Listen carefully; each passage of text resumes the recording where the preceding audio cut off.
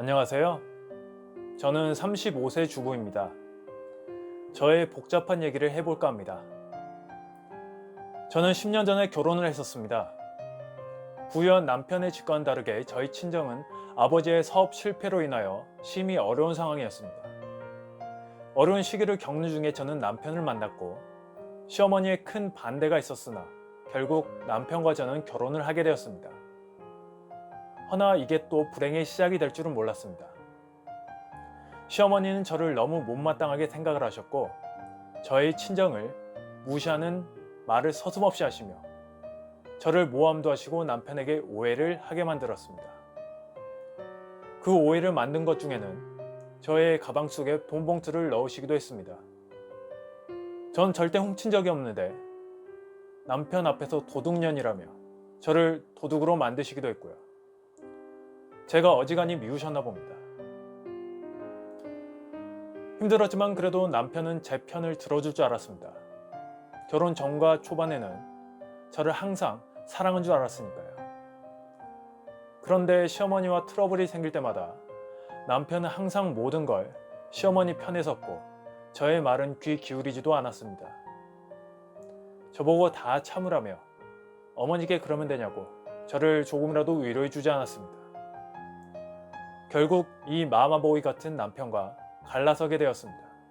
그런데 제가 임신을 해버린 것이었습니다. 그 사실을 저는 시어머니와 남편에게 말하지 않았고 그런 상황에서 얼마 지나지 않아 어쩌다 보니 새 인연을 만나 저는 청과 도매업을 하는 남자를 만나서 재혼을 하게 되었습니다. 새 남편에겐 전 남편과 사별했다고 말을 했고 사실 임신을 하고 있다고 말을 하였습니다.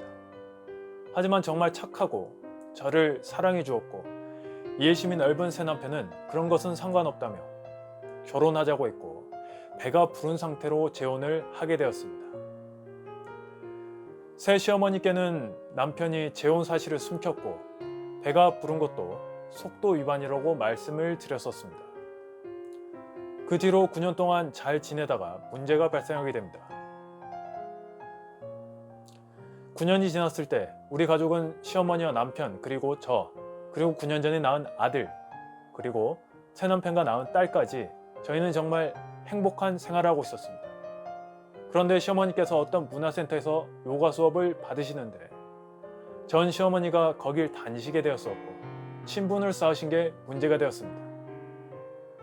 어느 날 새 시어머니께서 전 시어머니를 집에 데려오셨고 새 시어머니께서는 저랑 남편 그리고 아들과 딸에 대한 온갖 칭찬을 하셨습니다. 그리고 두 분의 대화 중엔 전 시어머니가 정보와 의심을 갖게 되신 것이었습니다. 그 내용은 속도 위반으로 배가 부른 상태에서 결혼식을 했다는. 그리고 전 시어머니는 제 아들이 본인의 손주라는 의심과 확신을 하셨고 어느 날엔 저를 찾아와서 내 손주 맞지 않느냐며 추궁을 하시기도 했습니다. 물론 저는 아니라고 다신 오지 말라고 했지만요. 그런데 문제가 제 아들에게도 따로 접근을 하셨던 거였습니다.